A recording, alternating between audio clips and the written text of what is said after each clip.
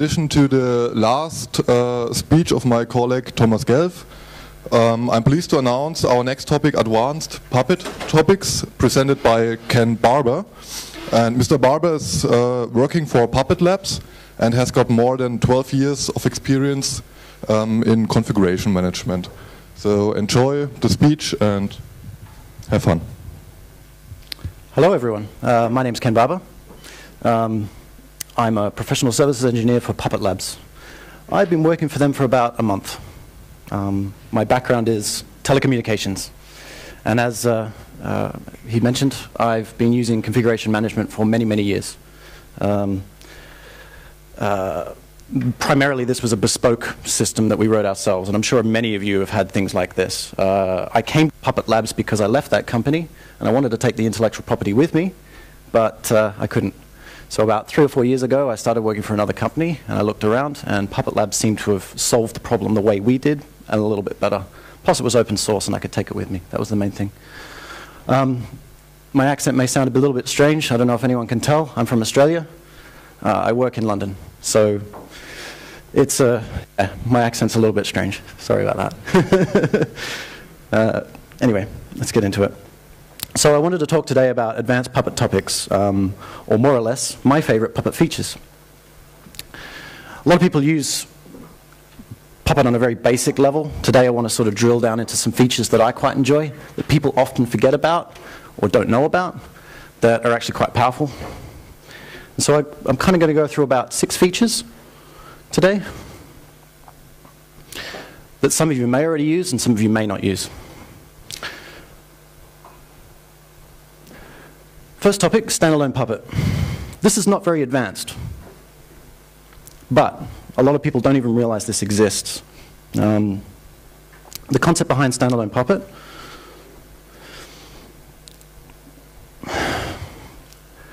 most of you probably I don't know how many of you use Puppet, but most of you probably think of Puppet as a client-server architecture.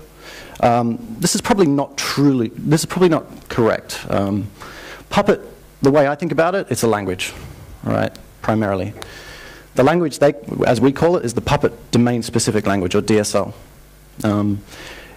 It is reasonably standalone of its nature, but the way that we run it in a client-server model is more to allow it to be distributed. If anything, the server in Puppet is more like a distributed compiler. So a lot of people don't realize you can run Puppet standalone. So I'm going to talk through basically how that works. Now, Puppet standalone, or Puppet content, is code, and you can write a standalone Puppet script just like any script. All right? Now, this requires nothing, requires no infrastructure. What I mean by that, it does not require a Puppet master.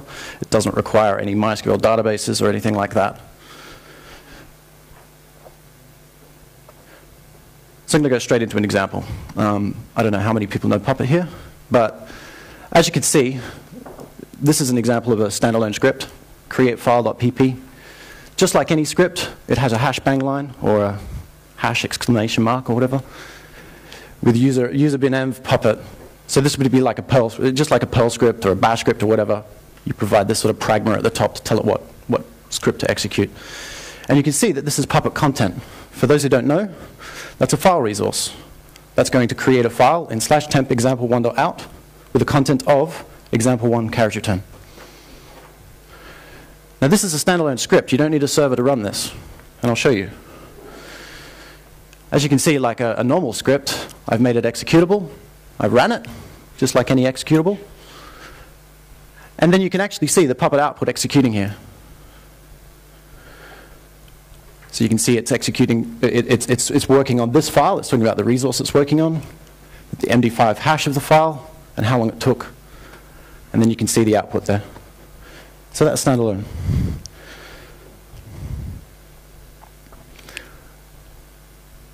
I have here a bigger example, a setup MySQL. This is maybe not exactly how you do it, but this is a good example. So you can see here again, we've got the hashbang pragma. But this time it's a little bit more complicated. So this time we're actually installing, say, a package, MySQL Server. This is Debian, if anyone's interested. I'm a Debian user. I don't know how many people are. But so you can see here it's installing the MySQL Server, ensure installed. it's dropping down a my.cnf, and that's actually incorrect. If anyone's noticed, that should be etc. MySQL my.cnf. Sorry. It's defining a source. Now, when you're running Puppet standalone, it doesn't have a file server. It needs to find that file.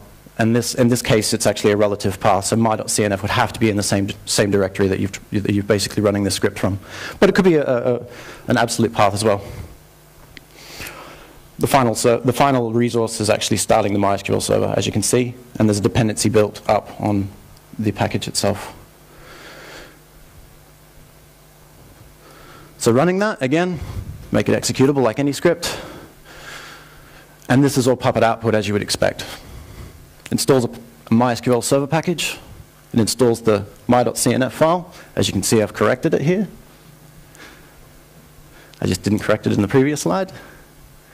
And then it starts the service MySQL. And again, that's standalone.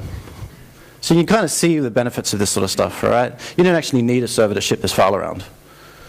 Yeah, you can just drop this file somewhere and have MySQL set up. So you can provide people with recipes to do things that require no Puppet infrastructure besides Puppet itself.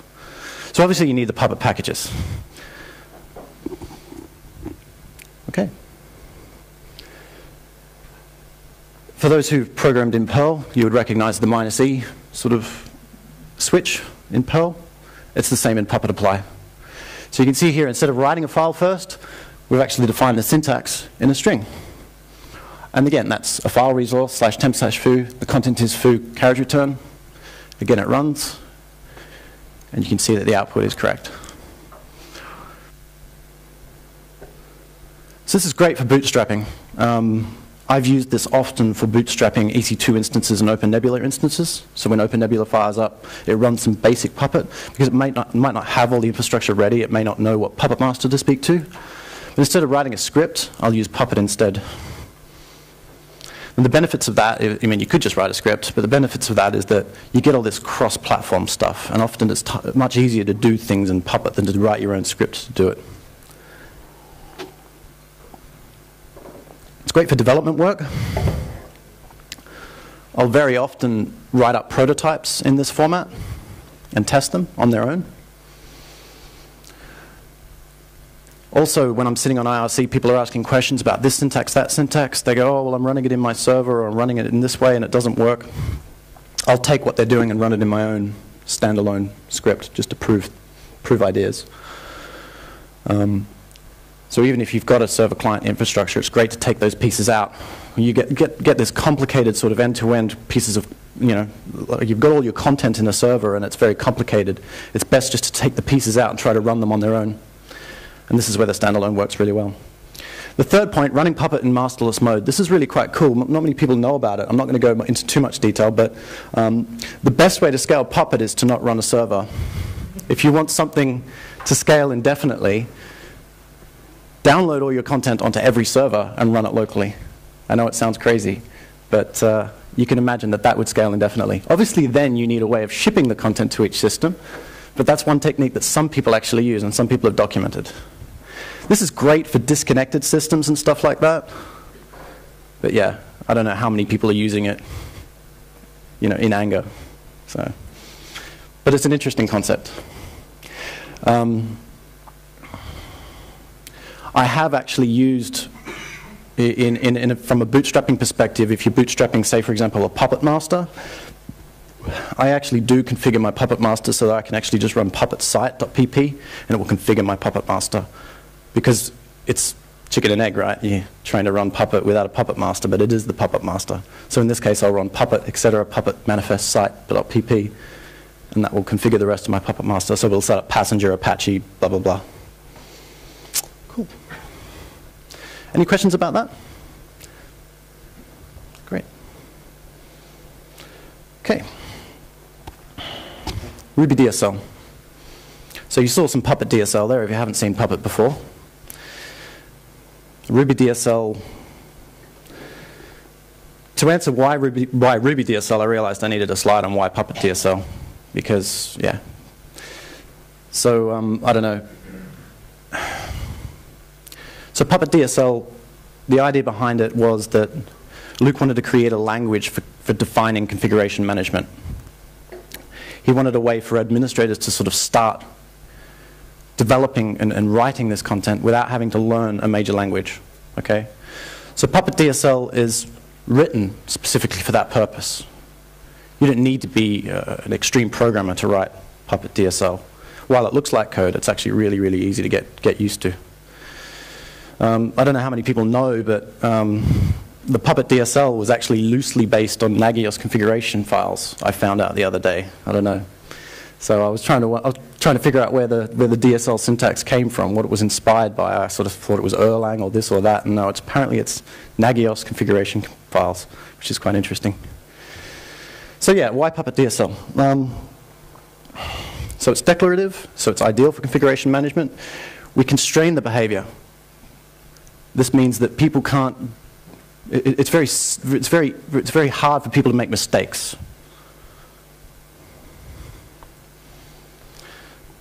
So that leads us on to why Ruby DSL. And the second point there, no constraints. It's the complete opposite. This is for people who are a little bit more advanced, who want to extend it and are finding that the Puppet DSL is not doing what they want it to do. Oftentimes you'll find that Puppet DSL may do a certain thing, but you're kind of going, well, I wish it did this. But changing the Puppet DSL code, if you wanted to extend it, is very difficult. Puppet is a language parser. If you wanted to add new features to the language, it's a nightmare. You don't want to do that. So sort of the stopgap for that is, okay, we'll give you this Ruby DSL, which gives you unlimited flexibility to extend the language, or sorry, to write your content, but without having to delve into the core of Puppet and modify Puppet code. So the great thing about that is that we can prototype new ideas. So if we see a lot of people writing Ruby DSL that does a certain thing, like iterate across a hash, or pulls information from databases, or whatever it may be, or uses a certain pattern to do something that's not available in the language, then we can later, one of our developers, who are very smart, smarter than me, can put that into the core. All right? It's been proven out in the wild that this pattern is a good idea, instead of trying to do it the other way around, trying to change the language and see if people like it. So it's a way of extending. Puppet's all about extending. I think if you ever hear a talk from Luke, he's all about every part of it's extensible. And this is just one extra bit that you can extend. So I'm going to go through some examples. Okay. So to use Ruby DSL, it's very similar to Puppet DSL. Okay. If you're writing a standalone script, like you saw what I did before, all you need to do is change the extension to RB and use Puppet standalone script, and then Puppet will parse it as Ruby DSL. For your main site.pp, all you need to do is just change it to site RB, and you need to change your config. It's the manifest option to talk to that instead. And then instead of parsing it as Puppet DSL, it will parse it as Ruby DSL. Same for modules. Init.pp, instead it will be init.rb. And then for importing Ruby DSL as opposed to Puppet DSL, you would change the extras.pp to extras.rb. So it's all in the extension. So if the parser sees that extension, it will treat it as Ruby DSL. That's the way it works. So you can only have, so the whole file has to contain Ruby DSL. You cannot have portions of Ruby DSL inside a file, and I'll show you. So this is a very simple overview. I won't go into what it does, that's the next slide, but you can see, again, the same pragma. This is a standalone example, and you can see that this is actually Ruby. This is a block, this is a method. Again, an argument to a block, it's Ruby. But it's using the Puppet DSL in a Ruby way. This is a very simple example. So nodes, this is how you do nodes in Ruby DSL. So this is how you would do it in Puppet DSL. For those who don't know, nodes are things that define a machine. So if you've got a machine named foobar, you would put node foobar, and everything within the block would apply to that foobar. But in this case, it's default. This is the fallback. So every box is going to get this. Notice is just a function that just prints something to the screen. So in this case, node, default, notice, default, node. And then the Ruby DSL equivalent looks very, very similar, but of course it's using Ruby isms. So you've got the curly braces to bound that one, or you've got do and end to bound that one. Notice is a method, but the arguments are actually an array. So in this case, it's an array of one element. If you had multiple arguments to pass to a function, you would have a multi-valued array. So that's nodes, classes, and I'm going to show a node as well, just to give you completeness. So there's the default node as we saw before, and it includes this class, and that class just happens to call the same function. So really, the output's going to do the same thing. But in Ruby DSL, as you can see, the syntax for the node we already saw. But the syntax for the class, we couldn't use class. I don't know if anyone can figure out why, but it's already taken. We can't use that. We can't use that word. Class is already taken. So we called it host class. And you can see that the argument to the block is foo, which is the name of the class. And then again, we're calling that function. So you can see, similar, but not quite. Functions. I'm not going to show you how to write a function because that's already written in Ruby anyway, but I'll show you how to use a function. So in Puppet DSL, this is how you use a function, as you saw. We've already seen this. And then this is how you run a function. We've already kind of gone this, but I just wanted to mention one point. Again, going back to the host class overloading, name overloading, or namespace clash that we saw in the last slide. Notice it's host class, not class, because it's already taken. Sometimes you're going to get functions where the names are already taken in Ruby. Exec is a perfect example. If that happens, you can use call function instead, and then you provide the name in there as a string. And that's one way around that.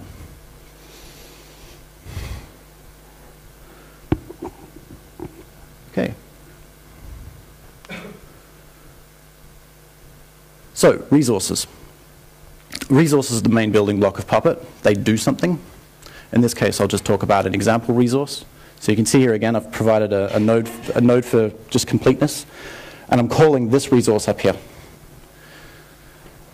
Now, the same syntax mirrored down here, as you can see. I use the define keyword. My resource is the name of the resource. Notice, again, the function. But I'm pulling out a variable here. So whereas here it would be $, here it would be an @ Okay? Again, that's a Rubyism, so as you can see. And here I'm calling the resource with the create resource Ruby DSL function. Okay. So that's kind of going through all the entities that Puppet DSL has mapped to Ruby DSL. There are more. Variables, for example, which is an important one. As you can see, I set a var here and I use it there. That's fairly straightforward. Now in Ruby DSL, it's a little bit more complicated. There is no convenience methods for this. So we have to tap into the scope internals. I don't know how many of you have gone into Puppet internals, but scope contains all the variables and classes and resources and things. In this case, we use the scope object and do a set var on it. The name of the variable and then the value. And then to look up, we do the inverse. Look up var, my var. And then we call notice on that. And that's obviously just outputting it. So a little bit more syntax required there, but the concept is the same. You cannot just grab variables. If you set a variable in Ruby DSL, it means nothing to Puppet. It's not within Puppet scope. This is why you have to wrap it with this. It's important to wrap it. If you think that you can just get to a variable within Ruby DSL, it's not the case. You've got to use these sort of wrappers. But the difference is these are setting Puppet variables, whereas a Ruby variable is just within the scope of that Ruby code. So they're two different things. You've got to be careful. If you set a Puppet variable, it can be seen within other Puppet code. But Ruby variables, not the case. I just wanted to walk through a real-world example, something that actually makes sense. There are two cases that I can think of that I've used Ruby DSL and Anger with. This is one interesting one. This actually shows you how you would use Ruby DSL to query MySQL or use MySQL table to install packages with names and versions. So I'll walk through it. Obviously, we start off with the node, and that's including packages, so that's just sort of bootstrapping it. Within the packages class, the first thing we're doing is connecting to MySQL. Again, that's Ruby, for those people who know Ruby. We're doing a select asterisk from packages. In this case, I haven't defined what that table looks like, but it's name, comma, version. So name, version, there's a column for name, column for version. So we're just going to get a list of name, version, we're going to get a hash with name version, lots of name versions. And all we're doing here is, as you can see, we're iterating across the hash. We're instantiating the package resource, which installs a package in Puppet. The name from the database being the name of the package, and sure, and then the version being the version that we want to pin it to. So this is a way of storing all your packages and versions in a SQL database and having it auto-generated within Ruby DSL.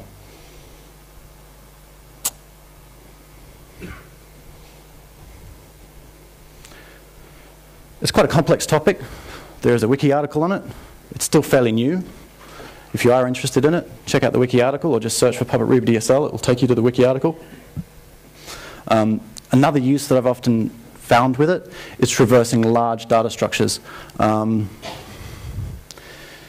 Puppet isn't always as good as I would like it to be in traversing complex hashes and hashes of hashes and hashes and hashes of hashes.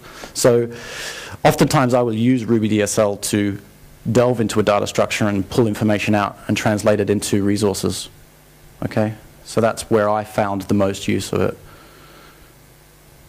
Again, this is all about extending Puppet. If it doesn't already do it, great, just do it in Ruby DSL. You don't need it everywhere, just in the places where you need it. It's quite useful. Any questions about that? We've got to get the microphone. Can I mix Ruby and Puppet DSLs in one configuration?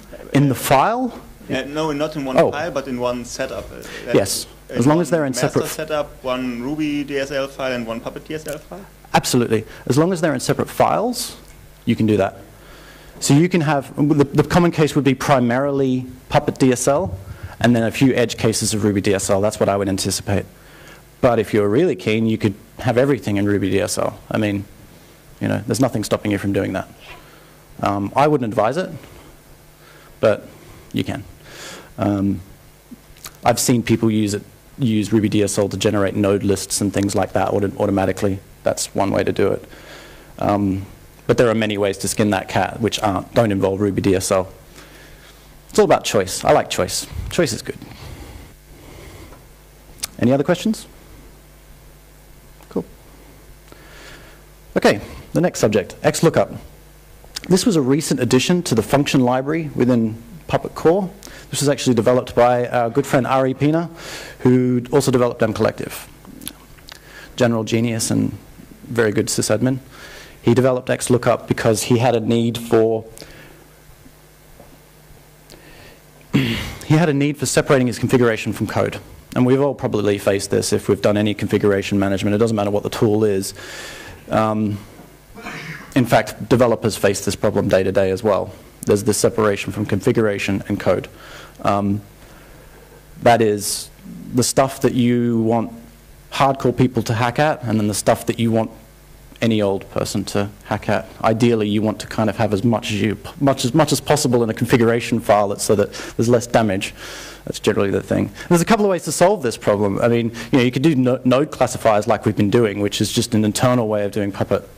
And they're not that complex. And you could just have variables and classes in node classifiers and leave it at that and let people modify node classifiers for configuration. That's certainly one way to do it. And that's the built-in way of doing it. Another way to do it is external node classifiers, which we're going to talk about in a minute. You could extract all your lookup tables for things into a separate module. Well, I've done that before, where I set a whole bunch of global variables based on if-then statements, case statements, things like that. Or the XLOOKUP way of doing it is using XLOOKUP function to look up external data like... That's not right, CSV. External data that are stored in CSV tables. And that's what XLOOKUP does. It stores its data in CSV and uses this function to look it up, and I'll show you how. So this is pretty complicated, but just for the purpose of understanding what the next examples, how I'm running the next examples, this is sort of the setup for XLOOKUP. And I'll just quickly go through it. The CSV files that you're going to be looking up need to exist somewhere. You define that in XLOOKUP data global variable. That's pretty straightforward. XLOOKUP has this concept of lookup precedence, where it can actually look at a series of files to get the answer. You can have it just look up one file if you want to. but that's not so useful. The power is in actually the ability to be able to look up consecutive list of files. In this case, fully qualified domain name, which you may or may not know translates to its host name. Location, well, the location variable would be something that you would set, again, country as well. And then finally, common. So that it's going to look through these 4 files to find its answer. And for the purpose of this example, what I'm going to be doing is just outputting using notice an XLOOKUP of SNMP trap host. So you can see as I run it. I'll probably flip back to this slide because it's a bit confusing. But okay, so the first example, I'm just going to talk about if you just had the answer in common.csv, all right? So this would be your fallback. Common would be, you know, the point of last resort where there is no answer in a location file or a country file or an FQDN file. It needs to be, it's the fallback. So in this case, the file just contains SNMP trap host, comma, 1.1.1.1 value, okay? Now if we run that example, it outputs that SNMP trap host is 1.1.1.1, as you would expect, okay? So in this case, it's fallen through this list of precedents and finally gotten to common, and that's the only answer it has.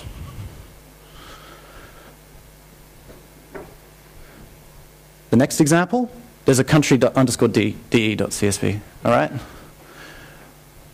And in this case, it's outputting 1.1.2.1, all right?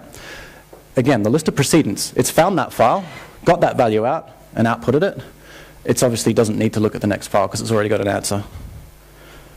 And then as you can expect, if you have a location, Holiday Inn, the answer would be 1.1.3.1. All right, so it's just going to look at that file and then stop. It doesn't need to look any further. So as you can imagine, this is very useful. You could have fallbacks for global settings. You could have country-specific settings for various things, location-specific. And again, because going back to this original thing, this is configurable. You can have as many of these as you like. You could have it per cabinet if you wanted to. Say if you had a gateway per cabinet, you had a router at the top of your cabinet for some reason. You could define the router address per cabinet. So you could have a per cabinet lookup if you wanted to, per section of your data center. You can really break up the data however you like. But it's up to you to set these variables and decide what these variables are going to be. But they're sort of figured out upon runtime, so it's quite good. So in this case, we could have a location Holiday Inn, we could have a location Marriott, and that could be a different value. All right? And so depending on where the machine is, depending on these variables, it goes and looks it up. So the key here is that you're pulling that data, that information, that lookup table, out of Puppet and putting it in configuration files. Does that make sense? Any questions about that? XLOOKUP looks a bit scary, but I tell you, it's easy. This is you could run this up in 5 minutes. It's very straightforward. You know, I know people who use XLOOKUP just exclusively for all of their data lookups. And I've just used SNMP trap host as an example here, but you could use packages and stuff like that. Like you could look up package names, package versions. That's a good one. What version of MySQL should I be running in Holiday Inn, for example? Can I use factor facts for these variables, or have they to Yes. be? They are Puppet variables, which can come from things that you've put in, or facts. Yes. Okay. So actually, FQDN is a fact. But location and country, I believe, are facts that you would have to write yourself. Yeah. And you could make up anything. Operating system. So this is what I'm showing here is just a common model or a common breakdown, but you could get really creative with this. Any other questions? Cool. Okay. Dotty output. I don't know how many people know what Dotty is or graph is. I probably should actually explain that first. So Dotty is a way of drawing diagrams, but not graphically. You can write text to define. It's like a markup for diagrams, if people haven't seen that before. It's quite common in many different things. It's generally back-end. It's fairly human readable as well. Yes? Question. Is it possible to use the variables without explicit usage, so that I can define global variables which are always present? Oh, so a default, is that what you mean? I don't want to use the XLOOKUP for each variable, so I want to use it as a global variable, which I don't must define step by step, but that I can have such a file which defines the variables without the use of... Without the use of XLOOKUP? Yes. Oh, you would just set them in your site.pp or somewhere near what they call top scope. But I have to define the XLOOKUP for each variable. I can't say XLOOKUP for all variables, Oh, so that they get false.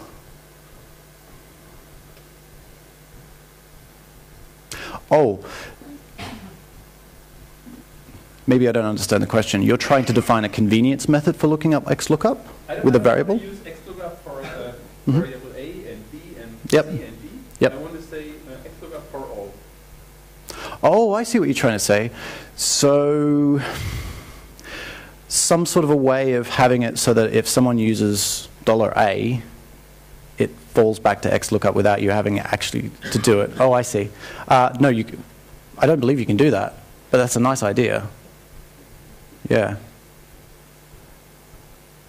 So I can kind of imagine like a fallback. If the variable hasn't been defined before, go and look for it in XLOOKUP. That's a great idea. Something like that would be very clever. You'd probably want a prefix or something but to constrain that, but I understand exactly what you're saying. No, as far as I'm aware, nothing can do that. It probably has implications, but I'm sure it's possible. I'm sure it's possible. Because right now, your variables are things that you set, or they're facts, but what you're saying is, if they fall through that, eventually just look at XLOOKUP if you don't have the answer. I like that idea. Great feature. If you want to, raise it as a feature request.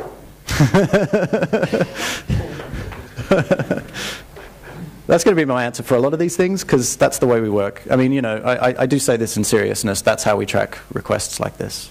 Just raise it as a feature request, and get some attention around it as well. I don't know, do you sit on IRC or attend any of the user groups or anything like that for Puppet? No. Do you use Puppet yourself? Oh, okay. So often what I do is, when I've got a feature, I like to drum up a bit of attention to it, and so I talk about it on IRC, go, hey guys, wouldn't this be a good idea? Go and vote for this. But yeah, that's what it's all about. Raise the feature, get the message on the message board, and say to people, what do people think about this idea? And I think a lot of people would like that. That's really cool.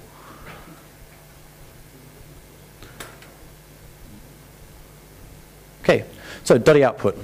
.dotty output is a markup for drawing graphs, as I've mentioned before. It's designed around graphing, drawing graphs, graphs in the mathematical sense. So, just to give you some background of why I'm even talking about this, for those who don't know, everything in Puppet is a resource. So a package is a resource, a file is a resource, a cron job is a resource. That's its lowest artifact, if you like. And basically, to define the order that things run in, Puppet strings them together as a graph, basically, through dependencies. So if you looked back at the examples I had before, I had a file requiring a package, and then a service requiring a file. It's all about dependencies, and this defines the execution, the execution order. Execution order today is not by order that you write things like a script, although in 2.7 I believe that is changing, I think.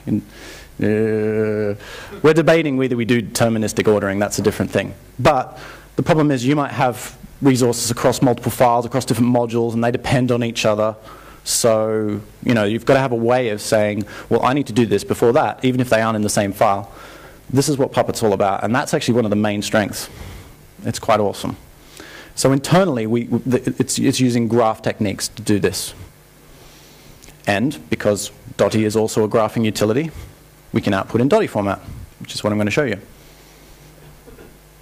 There's a couple of different Dotty tools that support the dot format. GraphViz is the main one, obviously. It's open source, it's very flexible, check it out. I got recommended Gephi recently. It's a Java-based one. It's good for graphs in general. And OmniGraphL, it's a Mac thing. It's a diagramming tool. I think it supports Visio and various bits. But yeah, it's very good at reading in .dot output. This is what I've used for the examples, actually. It does cost money, but it's very good. Okay, so just to show you how we generate these graphs, this is one example on a standalone file. You can run it across your own manifests if you want, but in these examples, I'm just running it across standalone files. So you don't need to actually run the thing, so I'm just running it in no-op mode, which means nothing really happens. It just generates the graphs. Graph, obviously, generate a graph. -- graph dir. This is where it outputs it to. I do all my tests in Vagrant. So that's the output. There is a new way to do it. This is going to come out in 2.7. This will allow you to run it across the catalog. This was just mentioned to me reasonably. I haven't actually tried this yet, but this is coming out in 2.7. So there are other ways to generate these graphs. And as you can see, it's just very, very simple. It just outputs it directly to a file. But this will be a 2.7 way. This is using a new feature called interfaces. I'm not going to talk about it today, but yeah, it adds this extra Puppet catalog command. Okay, so this is an example of your average sort of Puppet DSL content, all right? For those who don't know, this is a file. I'm saying that it's a directory. So /files is a directory, but it's still a files resource. This is a file resource underneath the files directory, and you can say that I'm requiring that. This is not really needed. It's implicit anyway, but for this purpose of this exercise, I'm going to do it this way. And I'm putting in a content of 001. But the content doesn't really matter for this example. So here is where I'm building up the dependency, okay? This require is saying, this file requires that directory, which is pretty obvious, right? So if I run that through the Puppet generator for Dotty, this is the kind of output I'm going to see. So you can see the relationship straight away. The directory, and then the file. So it's very visual, it's very simple. Now, that sort of a case, it's pretty straightforward, it doesn't really matter. I'll show you a more complex example. This is the common thing. You will probably do this a million times over if you're using Puppet, I'm sure. Package file service. In this case, we have a package called myapp. We're ensuring it's installed. We have a file, which is the configuration file, right? Now, we often want to install a package before the configuration file. So in this case, I'm requiring the package. So this will mean that that package should be installed before the file, all right? Once the package and the file are laid down, then I want the service. So again, I'm defining the dependency here. This requires that file. So we've got this ongoing dependency. Again, to see it visually, we run it through the Dotty system, and you can see it visually. It's quite clever.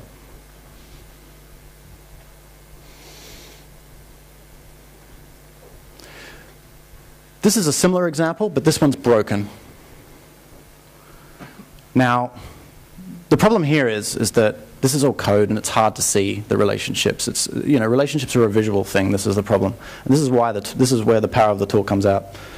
So again, I've got the package, the file, and the service, but it's broken. I don't know if anyone can see if it's broken, but when I run it through the Dotty tool, I can immediately see that it's broken. Right now, the service is not. It's not dependent on the file, and it's not dependent on the files or the packages. So this means that the service or the package might run at the same time, or one before the other. The service may very well run before the package is even there, and you're going to get an error. And you won't see that easily. So this is how we've used this tool to debug this issue. We've basically came to this answer. So we fix it. In this case, what I've done is I've put in a notify, which is a forward dependency. So I'm saying whenever this file changes, notify service, which is the common case. And this creates a dependency on service to a file and file. So the red bits are the fix. I run it through the Dotty output again, and it looks good. So it's going to be package, the files, and then service. Yay. So this is the goodness that is Dotty. Okay. And that's a big example. No, I have a good example actually. Let me get you a real example. So this is OmniGraffle, and I've run this through my own content, and you can kind of see the relationship. I haven't done any formatting on this. I've just opened it. All right. So the previous ones I did formatting on, and you can format it, but you can start to see. I don't know if anyone can see that properly. Let me just zoom in a little bit. Yeah. So just talking around these. Can people see that? Is that cool? Yeah. So, you know, you can see immediately what I'm doing here, right? Right at the top of the dependencies is making sure my apt sources list is right. And then I'm execing it, doing an apt-get update, right? Because to do any package work, I'm going to need to make sure my sources list is updated first. I'm actually doing this with stages, if anyone doesn't know it. So this allows me to execute it very, very early on the execution order. So before you do anything, basically, that needs to be right. And then you can see that after that, then I can suddenly install postfix, install the file, as you can see there. So yeah, this is a really big example. You know, we've got these free-floating ones here. These are sort of implicit ones, the schedule, so they don't matter. But it's a really good way of visualizing your stuff. You can see all the packages. These are all executing on the same order, more or less. Yeah. Again, so this is another example, right? Install the package and then do something with that. Why? Because that directory doesn't exist yet. So I need to have the package installed first. Cool. So that's real content. That's my real resources, and you can do that with your own. So I'm just doing it across everything. Cool. But yeah, it's huge, as you can see. Cool. Okay. What's next? Oh, any questions about that? Is there an interactive tool? We see the graph is Sure. big, and is there any tool which can handle it interactive, where you can click on a node and it gets bigger and smaller? Yeah. OmniGraffle's oh, sorry, I closed it. OmniGraffle's actually an editor, so I will open a dot file here, and yeah, you can. It just opens it as a file, and I can, you know, I can muck around with it. It just opens it like you would a Visio diagram or something like that. Is that what you mean? It's not going to reflect anything back in your content or anything like that. No. It should fold it, open and open, close. So it is possible to see something really. Sure. There are different views, and maybe Gephi, the first one, the Java one I showed, might have a bit more capability. Let me just, there's a, so there's a couple of different ways you can open it. So let me open this big one again. And there's a few choices that you get. I don't know if this is exactly what you want. The one I opened before was really the silly one that I opened before. Yeah, that's not a very good output. There is Gephi. Yeah, Gephi is probably a better tool for that. That kind of creates a bit of a more bubbly look about it. Unfortunately, I don't have it here. So again, get the presentation of NetWays, and it's in that list. Or you can write it down now. Yeah. Okay. Any other questions about that? Cool. So even if you run this once, I mean, and just look at your content, you'll find something. I did. Okay. External node classification. Let's see how far I go into it. Okay. So again, going back to configuration versus code, there's different ways of feeding information into Puppet. As you saw, XLOOKUP is one way to do it. We've been defining nodes, which is what I'll show you here. This is one way to do it. This is how you would define variables and classes. So this is giving almost natures to systems, if you like. It's a Tomcat box. It's got my app on it. It's got the resolver. It's got SNMPD. Again, so this is the built-in way of doing it, but it's code. And some people don't like that, and that's fine. the problem with that is that it is just code and it's only useful to Puppet, right? And only really Puppet can see that information. There are other ways of getting that information out, but they're a bit kludgy. So we really want an external way of feeding that information, variables and classes. Puppet allows that through ENC. And it's a very simple hook. The main reason that people want this is for CMDB integration. Okay, so and this is the hook that you want, if that's what you want. Okay. Configuring ENCs is really simple. In your puppet.conf, you provide a script that you want to execute whenever there is a node lookup, and then you define that you're going to use exec as a node terminus. That's how you configure it. That's pretty straightforward. The API for ENC, the first argument that you pass to that script is going to be the name of the host name, and the script must return YAML, and I'll show you the YAML in a second. And then the script, if it returns 0, it's successful. If it's non-zero, it means the node does not exist. So it will fall back to either the local node definitions, like you saw here. Okay. So this is an example of the YAML versus the node lookup. So what we saw before, variables, classes. If you were to do it in YAML, it's a very similar thing. So the goal is to write a script that outputs things in this format. All right? And then how you do that, or where you get that information from, is up to the developer or you yourself. So if you have this information stored in a database somewhere else, or you want to store it in a database, write a piece of code that outputs that YAML. That's it. It's that simple. So there are a couple of good ENCs. It's Puppet Dashboard, it's what we use, and the Foreman is also another good one. I think I have a quick, don't know how much time we've got. I've got one more section. So let me just show you this really quickly, actually. I'll see if I can.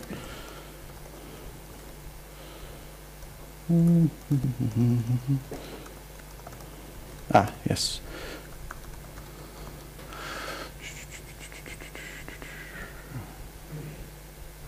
Yeah. So, all right. So this is an example script. Let me just make it a bit bigger for you. Oh.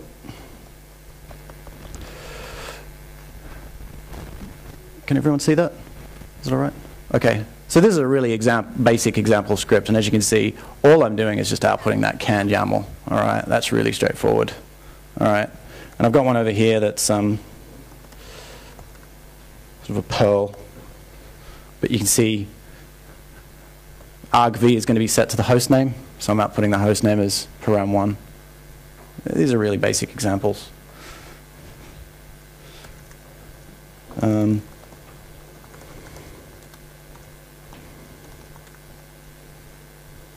Yeah. Okay.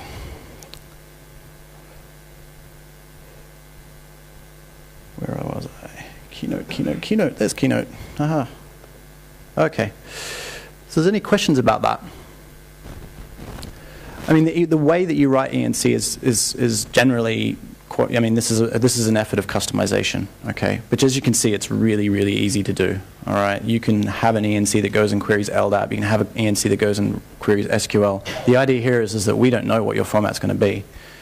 I mean, we've got people who use ENCs to query Atrium, the CMDB from Remedy, yeah, things like that.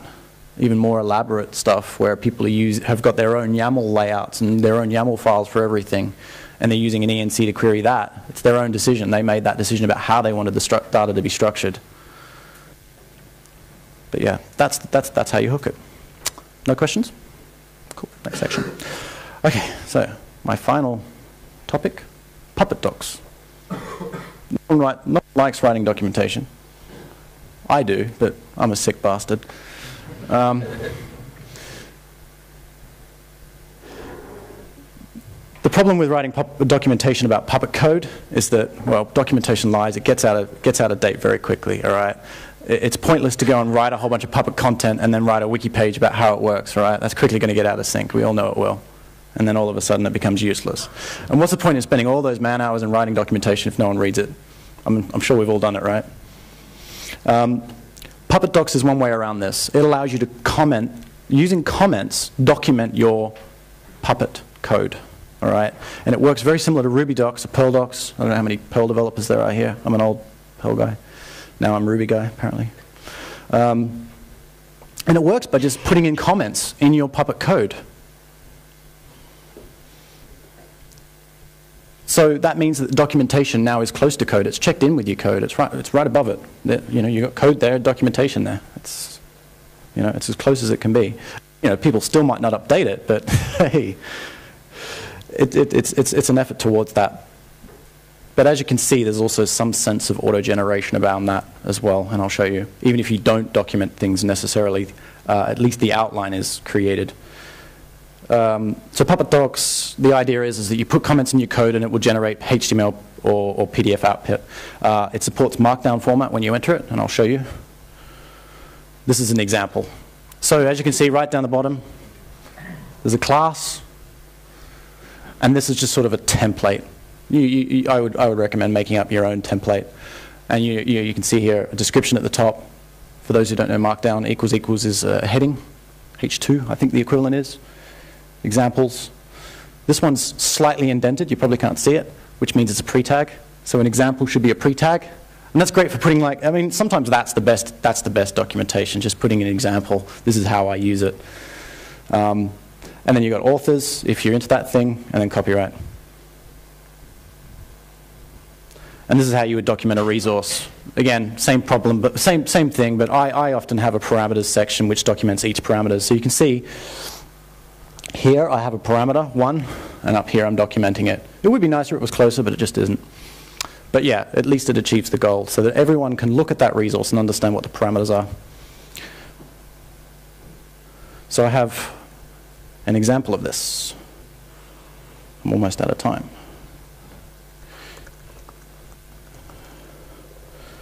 That I've generated before. Here's one we made earlier. Okay. All right, so this is some 3 example modules, and maybe I should show you the modules first. Yeah. So, okay. I've got 3 example modules in here. Within it, and then there's one resource.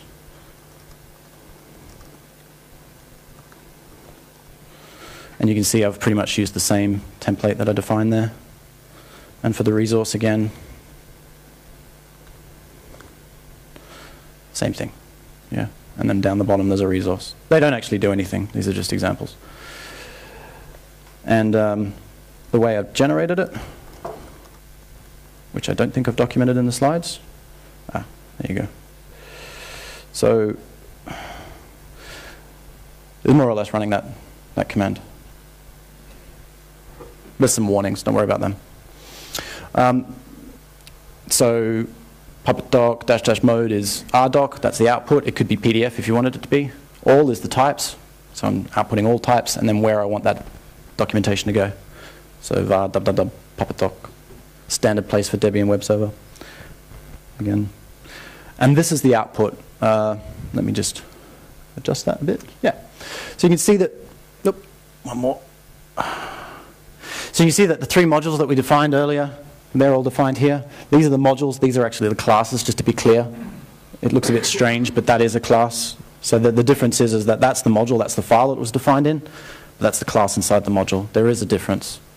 So you can see if I drill in, you can actually see my documentation here. So my class is documented. Great. Markdown, I've got bullet points, headings, pre-tags. It's all nicely formatted. You've just got to follow the structure of Markdown. So the best thing to do is create a template that everyone should use. And this kind of comes free. It's, people go, oh, but you don't document anything. Do it this way. Show this to your manager. This is enough, most of the time. So an example of a resource. Here we go. So the resource 1, again, the same thing. It's within the module, but you can see that this is the output of the resource. Again. So it's Markdown. It can support, it can support links and things like that. It's quite extensible.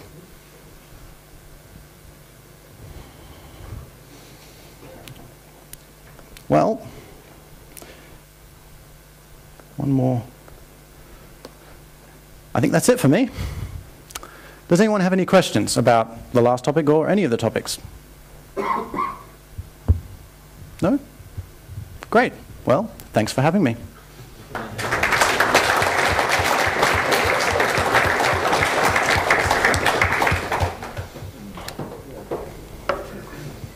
Okay, thank you, Mr. Barber. Einen ganz kurzen Augenblick noch, und zwar